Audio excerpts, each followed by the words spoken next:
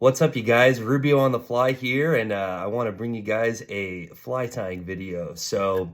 Uh, this is probably one of my favorite fly patterns to use in the Ozarks for trout. Works great for smallmouth bass and pretty much any warm water species. And yeah, this is uh, the Gunner Brammer pheasant bugger with some minor alterations. I got a size 10 jig hook here in the vise, and this is a 5.5 millimeter bead. So this is for getting down quick and down fast. This is a heavy fly.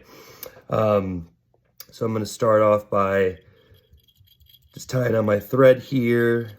I got, what is this? A UTC 140 in a fluorescent pink. And so, yeah, this works great for tight line, Euro nymphing. You can also use it under an indicator. You can also use it with no indicator, especially for those deeper runs and especially in higher flows. I've noticed it also works great for windy days when you're Euro nymphing, just to help you keep the tension between your fly. Next, I'm going to tie in a piece of 6X tippet, and this is mainly just for durability, to hold the fly together. So I'm going to tie that piece in right there, back to just about the bend of the hook. And so this is kind of where it gets a little different. I'm just going to be using strung marabou. This is a sculpin olive. And we're going to take this feather and we're going to tie this in as the tail. And so you can kind of experiment with how long you want your tails. Sometimes I'll just, depending on how I'm feeling, I'll do short tails, or sometimes I'll do even a little bit longer tails just to get some variety. So I'm going to do a couple of pinch wraps there. I'm going to wrap around the back of the hook and then come over again. 1, 2, 3. And then I'm going to wrap my thread up to the bead and throw in a half hitch there. And so now I'm going to take the rest of my material, and I'm just going to palmer it around just to create a little bit of a body there, like that. Lock that down.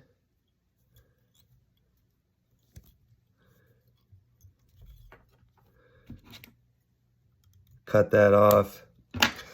Really, you could just quit right here and this would catch fish. And then we're going to take our piece of 6X and we're just going to wrap that around the body. Again, that's mainly just for durability.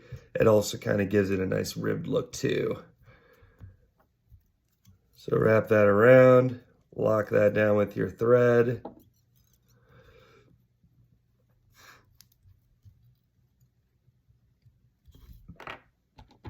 Just like that.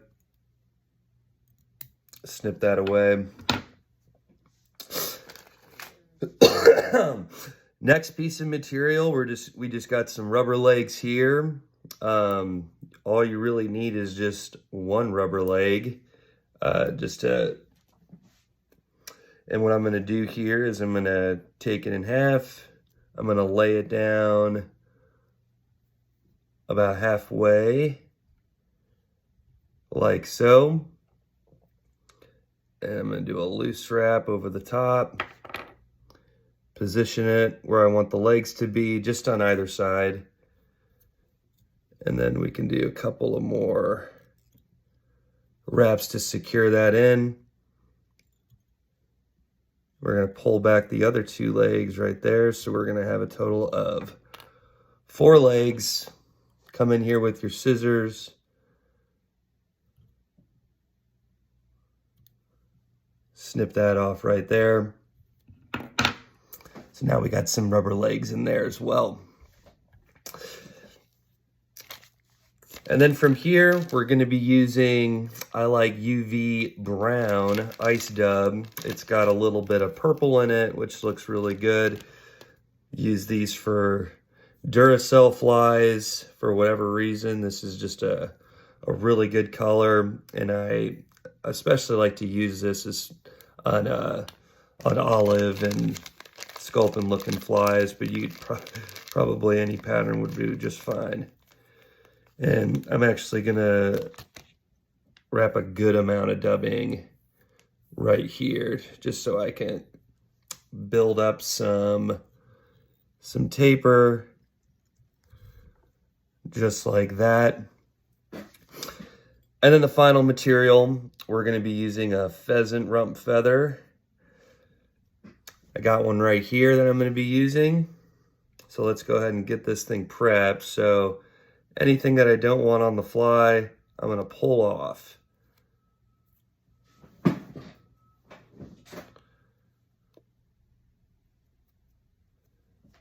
So that's looking all right. And I'm gonna go ahead and tie this in at the tips, just like so. 1, 2, 3.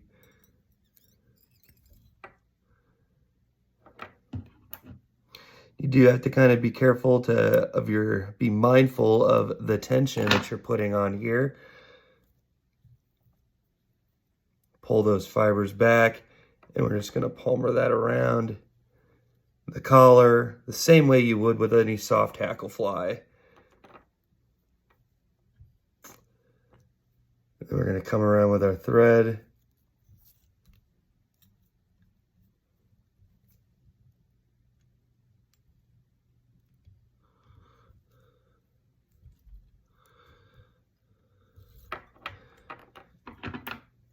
And go ahead and snip off the stem there.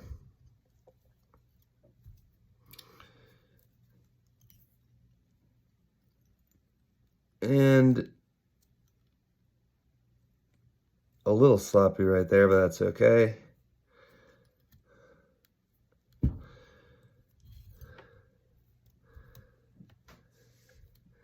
And you know what? If it looks ugly, it's okay. It'll still catch fish. And then the final touch here, we're gonna go back to our UV brown.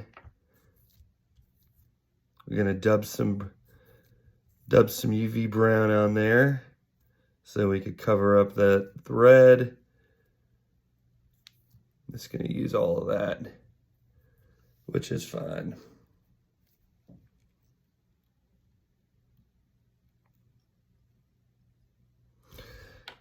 Can use some more.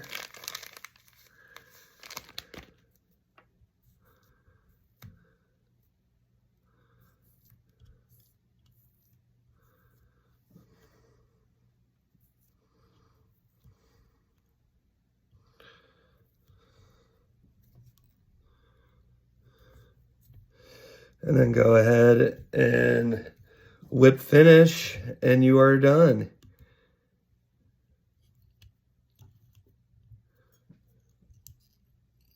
One, two, bingo, bango. Go ahead and clip our thread off there. So yeah, guys, really simple pattern, very fishy pattern.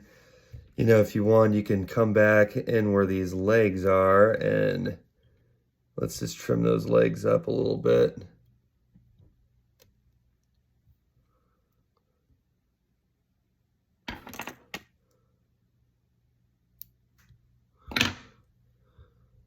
Boom. And then what I like to do is just put a little bit of UV resin over that thread, just to, because again, this thing is going to get eaten, it's going to get crushed, so we don't want any of that to come apart too easy. I find that I lose these flies a lot faster than than they've come apart, and so